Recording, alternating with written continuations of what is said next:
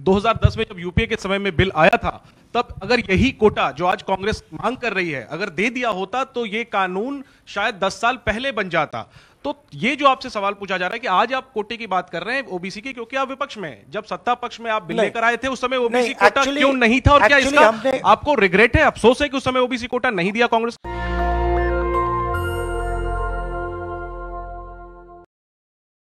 राहुल जी, बहुत सेंसिटिव मुद्दा है ये रिजर्वेशन। आज से नहीं, जब से ये अस्तित्व में आया, आपने पेंडोरा बॉक्स एक तरह से उसको टच कर दिया।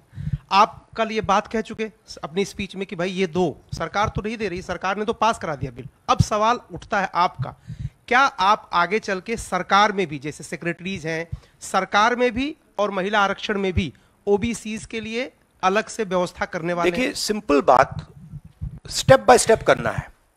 आपको चोट लगती है तो एक्सरे होती है, पता लगाना पड़ता है कि स्ट्रक्चर में कमजोरी कहां है, हड्डी कहां टूटी। मैं सिर्फ एक बात कह रहा हूं, पहला कदम एक्सरे है कि हमें पहले कास्ट सेंसस के माध्यम से हिंदुस्तान का एक्सरे करना है कि भैया हैं कितने लोग, ओबीसी कितने हैं, अलग अलग कम्युनिटीज कितनी हैं, ट्राइबल्स कितने, ये पहले टेबल पे तो रखो।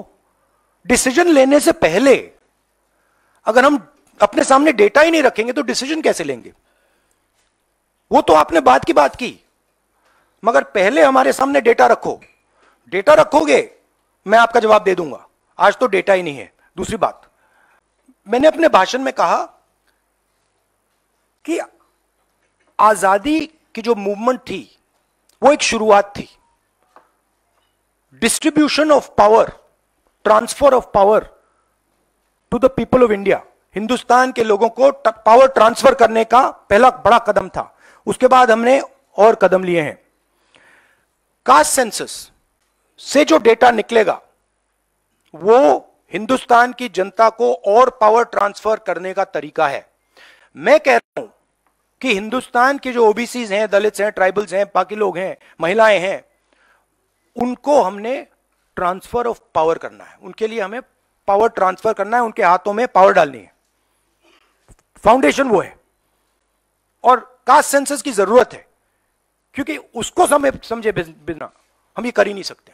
देखो, हमारे समय जितने भी थे, सही रिप्रेजेंटेशन होना चाहिए। हमारे समय कम था, वो भी खराब है। इनके समय कम था, कम है, ये भी खराब है। हम चेंज चाहते हैं, ठीक है। मेरा कहना है कि जब मैंने ये आंकड़ा देखा, मैं हिल गया। मैं बिलीव नहीं कर सकता था कि 90 सेक्रेटरीज में से 3 ओबीसी के हैं। मैं शॉक हो गया, मैं हैरान हो गया, ये क्या हो रहा है?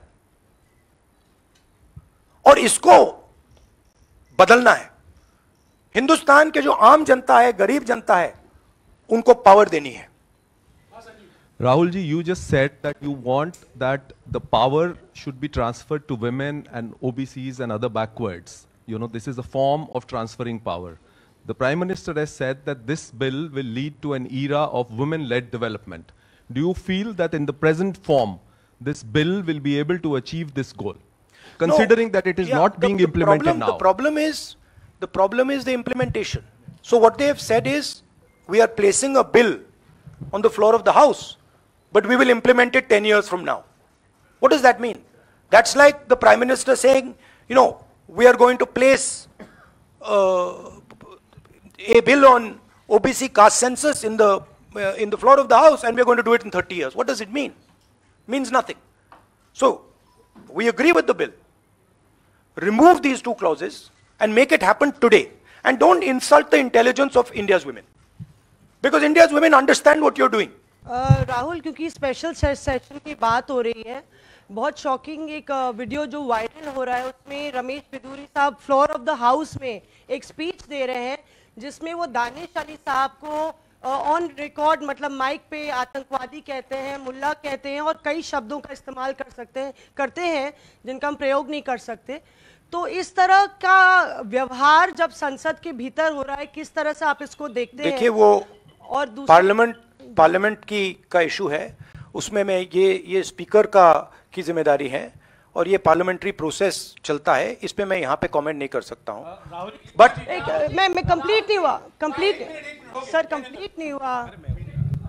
राहुल जी, आप बहुत महत्वपूर्ण सवाल उठा रहे हैं। एक तो देरी का, दूसरा ओबीसी के कोटे की मांग कर रहे हैं। सवाल यह है कि 2010 में जब यूपीए के समय में बिल आया था, तब अगर यही कोटा जो आज कांग्रेस मांग कर रही है अगर दे दिया होता तो ये कानून शायद 10 साल पहले बन जाता। तो ये जो आपसे सवाल पूछा जा रहा है कि आज आप कोटे की बात कर रहे हैं ओबीसी की, क्योंकि आप विपक्ष में हैं। जब सत्ता पक्ष में आप बिल लेकर आए थे उस समय ओबीसी कोटा क्यों नहीं था, और क्या इसका आपको रिग्रेट है, अफसोस है कि उस समय ओबीसी कोटा नहीं दिया कांग्रेस ने? 100% रिग्रेट है, 100% रिग्रेट है।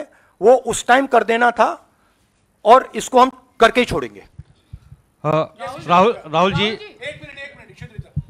Mr. Gandhi, what has changed since 2010 to now that you have shifted your stance on OBC support? We have not shifted our stance. You're maybe not well informed. We are the party that did the caste census. We carried out an entire census getting caste data. We didn't release it at the time. There was a discussion, internal discussion. We should have released it at the time, and it should be released now. There is no change in our view on this. Sir, there was near unanimity in the passage of the bills. Do you think that a wider consultation process should have been followed before bringing the bill in the special session? We are okay with the bill. We have supported the bill. Right? Please understand the technicality. We are in full support of the bill. We don't agree with the two little footnotes that have been put in the bill that basically mean that the bill is going to be implemented 10 years from today. We support the bill. Everybody, there's nobody in the house who didn't support the bill. Rahul ji, मेरा सवाल ये है कि जब भी आप कोई issue उठाते हैं तो आप लोग खासतौर पे राहुल जी, आपके ऊपर, आपके परिवार के ऊपर और आपकी पुरानी सरकार के ऊपर पर्सनल अटैक किए जाते हैं, आप लोगों के ऊपर अटैक किया जाता है। आपने ओबीसी का मुद्दा उठाया, आप लोगों के ऊपर अटैक किया गया, और उसके बाद आप बेबाकी से आपने बोला भी कि मैं रिग्रेट करता हूं कि हमारी सरकार में इसको शामिल कर लिया जाता तो बेहतर होता। आखिर सरकार की क्या मंशा है? 6 महीने के बाद लोकसभा चुनाव है, 5 राज्यों में विधानसभा चुनाव है। सरकार की क्या मंशा है कि ऐसे वक्त में बिल लाया गया, पास करा लिया गया, डिलिमिटेशन और परसिमन की कोई बात नहीं हुई? नहीं, मुझे, जैसे मैंने कहा, मुझे लगता है कि ये एक डिस्ट्रैक्शन टैक्टिक है और 2 मुद्दों से बीजेपी घबराती है, डिस्ट्रैक्ट कराना चाहती है, और ये रिलेटेड हैं। एक है अदानी जी, जो देश का पूरा धन अपने हाथों में कंसंट्रेट कर रहे हैं, और दूसरा कास्ट सेंसस। तो ये रिलेटेड चीजें हैं, और इन दोनों बटन को जब मैं दबाता हूं, जैसे यूं दबाता हूं, बीजेपी एकदम जंप करती है। तो क्यों करती है? क्योंकि वो जो ओबीसी कम्युनिटी है, सचमुच में उनको पावर नहीं देना चाहती है, और वो पावर अदानी जी के हाथ में कंसंट्रेट करना चाहती है। राहुल जी, आपसे सवाल ये है, क्योंकि जब आपने लोकसभा में भाषण दिया, आपने 90 में से 3 सेक्रेटरी और ओबीसी के जो ओबीसी कम्युनिटी है उसके हालात के बारे में बात करी। अगर 2024 में इंडिया ब्लॉक जो आपका बना है वो पावर में आता है, तो क्या इन चीज़ों को आप जल्द से जल्द इम्प्लीमेंट करेंगे? क्योंकि बीजेपी साफ तौर पर कह रही है कि आपके भाषण के बाद से साफ लग रहा है कि ओबीसी कार्ड इंडिया ब्लॉक या कांग्रेस पार्टी खेल रही है। तो आप अगर पावर में आते हैं तो आप क्या सबसे पहले देखिए, ये वो कार्ड की बात करते हैं, कार्ड के बारे में सोचते हैं। मैं कार्ड के बारे में ये सोचता हूं, मैं जो हिंदुस्तान की जनता है उनको एम्पावर करना चाहता हूं, और अगर मुझे दिखे कि ओबीसी कम्युनिटी जो है, जो बहुत बड़ी कम्युनिटी है, किसी को नहीं मालूम कितने लोग हैं, बट लोग कहते हैं 50% तक हो सकते हैं। जब मुझे दिखता है कि एक कम्युनिटी है जिसमें हिंदुस्तान की 50% आबादी है, और गवर्नमेंट ऑफ इंडिया के सेक्रेटरीज में 3 लोग हैं, 90 में से 3, और वो 5% बजट को कंट्रोल करते हैं, तो मुझे गुस्सा आता है, इरिटेशन होती है। इस देश में हो क्या रहा है? एक तरफ हम अदानी जी को देश के पूरे इंस्टीट्यूशंस पकड़ा रहे हैं, नरेंद्र मोदी जी, और दूसरी तरफ जो हिंदुस्तान की रीढ़ की हड्डी है, जो हिंदुस्तान को चलाते हैं, उनको हम हिंदुस्तान को चलाने में, सरकार को चलाने में कोई जगह नहीं देते हैं, दबा के निकाल देते हैं। तो इससे मुझे इरिटेशन हो रही है। और जैसे ही हमारी सरकार आएगी, हमने वहां पे कर्नाटक में कहा था कि जिस दिन आएगी उस दिन हमारी 5 गारंटीज लागू हो जाएंगी। यहां भी मैं कह रहा हूं, हमारी सरकार आएगी, कास्ट सेंसस होगा और देश को पता लगेगा कि हमारे ओबीसी भाई कितने हैं, दलित भाई कितने हैं, और उनको देश को चलाने में भागीदारी मिलेगी। यह मैं आपको कह रहा हूं। यह छोटी प्रोसेस नहीं होगी, एक दिन में नहीं होगा, मगर नियत समझिए। आप, नरेंद्र मोदी जी कहते हैं, अमित शाह जी ने कहा कि हमने ओबीसी को विधानसभा में, लोकसभा में डाला है। आप मुझे बता दीजिए कानून बनाने में, बजट में उनकी क्या भागीदारी है। पहले 50-60 साल पहले डिबेट्स होती थी, एमपीज का रोल होता था, एमपी कानून बनाते थे। हमारी पार्टी में भी एमपीज को हम रोल देते हैं, उनसे बातचीत करते हैं, नारेगा में इन्वॉल्व करते हैं।